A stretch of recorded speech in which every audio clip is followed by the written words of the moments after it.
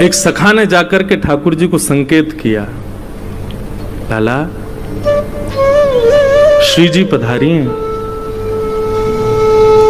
श्री जी का नाम स्मरण सुनते ही ठाकुर जी मंत्रमुग्ध हो गए। एक बार को ठाकुर जी भूल ही गए कि हम द्वारिकाधीश हैं, पर श्री जी का नाम सुनते ही तो ठाकुर जी की व्याकुलता और बढ़ गई। बोले कहाँ हैं? बोले कुंज में विराज रही हैं, आप चलो। ठाकुर जी बड़े सहमे सहमे से श्री जी के पास जा रहे हैं।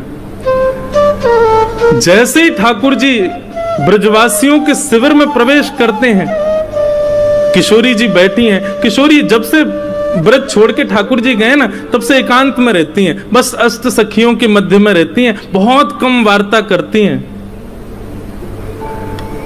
जैसे ही ठाकुर जी ने शिविर में प्रवेश किया, किशोरी जी के नेत्र खुले। तुरंत ललिता, मुझको ऐसा क्यों लग रहा है कि कन्हैया आ रहे हैं? बोले नहीं, कन्हैया क्यों आएंगे? अभी अभी मुझको पता चली, उनको तो सहस्त्रार्चन, तुलसी अर्चन आदि सब चल रही है। वो सूर्य ग्रहण को समय है ना, तो सब वहीं व्यस्त हैं। पूरे भारतवर्ष के बड़े बड़े संत ऋषि पधारे हैं, सब वहीं पर अर्चना कर रहे हैं। वो तो बहुत व्यस्त हैं, लाडली जी वो कैसे आवेंगे? किशोरी जी बोली, मुझे उनके तन की सुगंध पता है, और इस समय आभा मंडल वायु जो बह रही है उसमें ठाकुर जी के तन की सुगंध आ रही है, और मुझको पूर्ण विश्वास है कि श्याम सुंदर पधार रहे हैं। इतने में ही शिविर का जो कपाट था वो खुलना हुआ, और जैसे ही वहां से प्रवेश किया द्वारिकाधीश ने, देख करके सब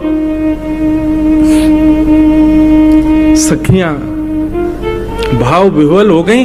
किशोरी जी भाव विह्वल नहीं हुई, नीचे नेत्र करके बैठी। पता है कि ठाकुर जी आ गए, पर देखूं कैसे, किस अंग को पहले देखूं? 100 वर्षों की प्रतीक्षा। चरणों को देखूं, हस्त कमल को देखूं, मुखमंडल को देखूं, कहां से प्रारंभ करूं देखना? ठाकुर जी जहां खड़े वहां से मुंह इतर करके श्री जी बैठी। कैसे देखूं, किसको पहले देखूं?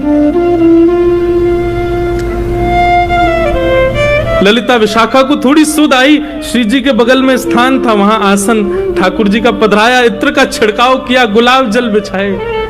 आओ लालन विराजो। ठाकुर जी बोले नहीं। अपना मुकुट उतार करके श्री जी के चरणों में रखे, और श्री जी के सिंहासन से टेक लगा के ठाकुर जी चरणों में विराजमान हो गए, चरणों में बैठ गए। और स्वयं द्वारिकाधीश अपने कर कमलों से श्री जी के मुखमंडल को अपनी ओर करते हैं, और कितना सुंदर स्वरूप है श्री जी का।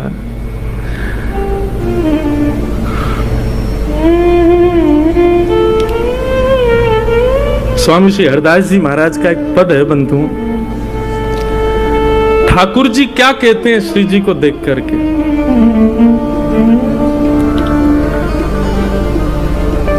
प्यारी जू जब जब देखूं तेरो मुख, तब तब नयो नयो लागत।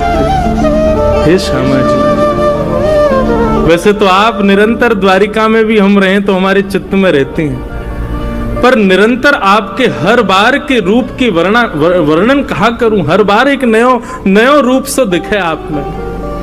स्वामी श्री हरदास जी कहते हैं, प्यारी जू जब जब देखूं तेरो मुख, तब तब नयो नयो लागे, तब तब नयो नयो लागे।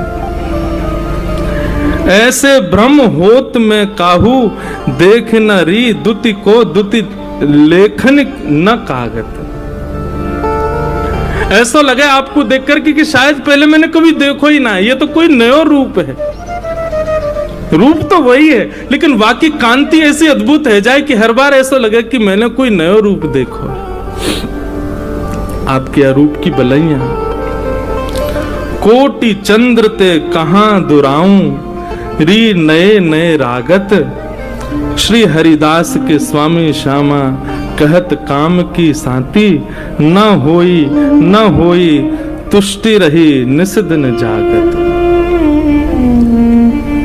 कोटि कोटि चंद्रमान से भी यदि आपकी नजर बलैया उतारूं तो भी फीको लगे, ऐसा मधुर स्वरूप है ठाकुर जी। श्री जी को, किशोरी जी को मुखमंडल देखा और जैसे किशोरी जी का मुख अपनी ओर किया, श्री जी के नेत्र ठाकुर जी के नेत्रों से मिले। अब श्री जी भी अपने सिंहासन से उतर करके नीचे विराजमान हो गए और विराजमान होकर के कहती हैं, श्याम सुंदर, 100 वर्ष की प्रतीक्षा के बाद आए हो, कछु दोगे नहीं मुझको?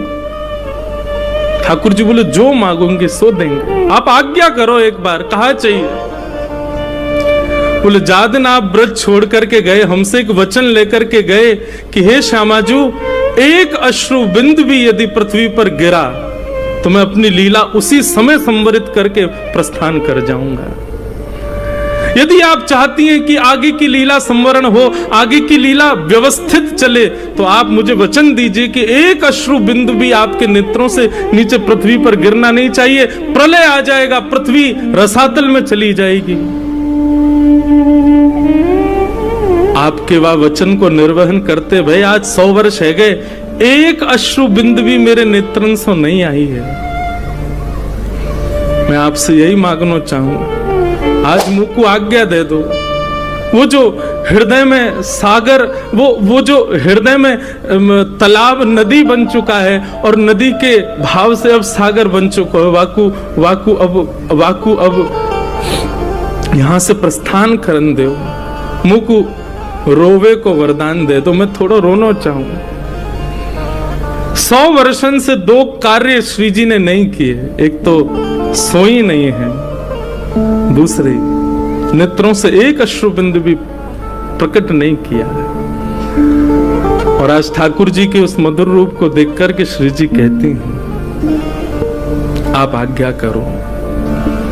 ठाकुर जी भाव विह्वल हो गए, हृदय से लगा लियो। चिन्मय चैतन्य स्वरूप श्री जी और ठाकुर जी एक दूसरे में विलीन हैं लगे।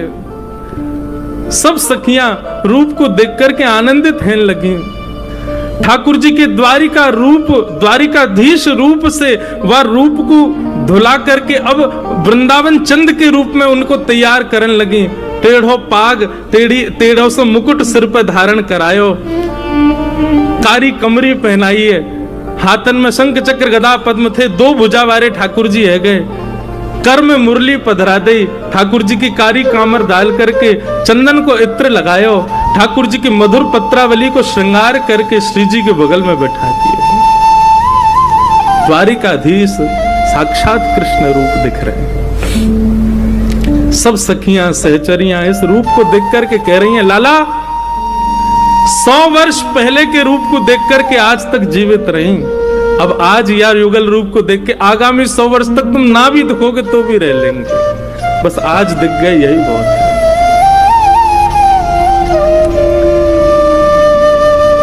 श्री ठाकुर जी श्री जी से मिले।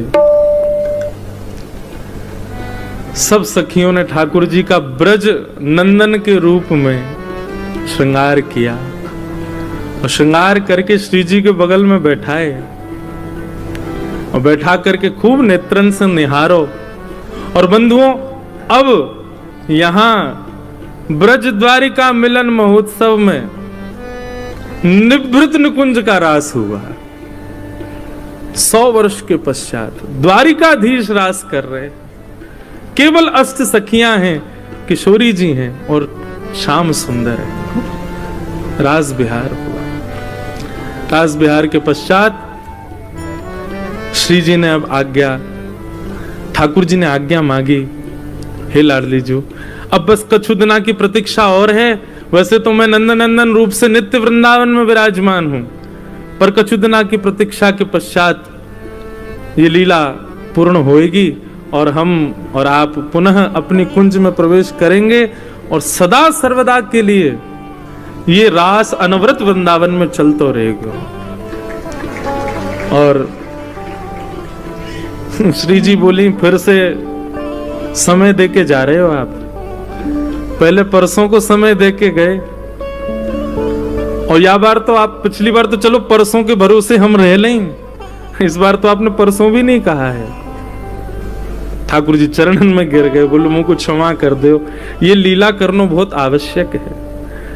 अभी यदुवंशी को संहार आदि सब क्रिया है, आपकी आज्ञा से सब होएगा। वह को पूर्ण करते ही मैं वैकुंठ नहीं जाऊंगा। कहा करूं वैकुंठ ही जाए, नहीं जाऊंगा, सीधे वृंदावन आऊंगा, और सदा सर्वदा के लिए वृंदावन में हम आप निवृत्त निकुंज में लीला विहार करेंगे। ब्रज द्वारिका में मिलन में यह वचन किशोरी जी ने दियो, ठाकुर जी ने दियो। किशोरी जी जिद्दी नहीं है, किशोरी जी पीछे थोड़ी पड़े ठाकुर जी के, जा में आपकी रुचि। तुमरो सुख ही है मेरो सुख, जानना कछु सुख जानो।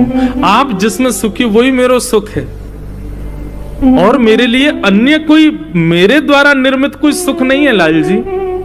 आपको जिसमें प्रसन्नता वही मेरा सुख है, तो मैं अपना सुख बताऊं कैसे? श्री जी के भाव सुन करके ठाकुर जी ने आज्ञा मांगी, ठाकुर जी वहां से प्रस्थान कर गए। आज 100 वर्ष के बाद श्री जी ने पहली बार कही, ललिता जी शयन शैया लगाओ, आज शयन करेंगे हम। 100 वर्ष के बाद ठाकुर जी की काली कामर नित्य श्री जी ओढ़ती हैं और वंशी को अपने चित्त से लगाती हैं। आज 100 वर्ष के बाद श्री जी को निद्रा आई है, पड़ गई शयन शैया पर। ठाकुर जी जैसे ही लौट करके गए, ठाकुर जी का अद्भुत श्रृंगार ब्रज के नंदन बना के भेजे गोपी ने। ऐसा श्रृंगार तो कभी द्वारिका में भी नहीं हुआ ठाकुर जी का।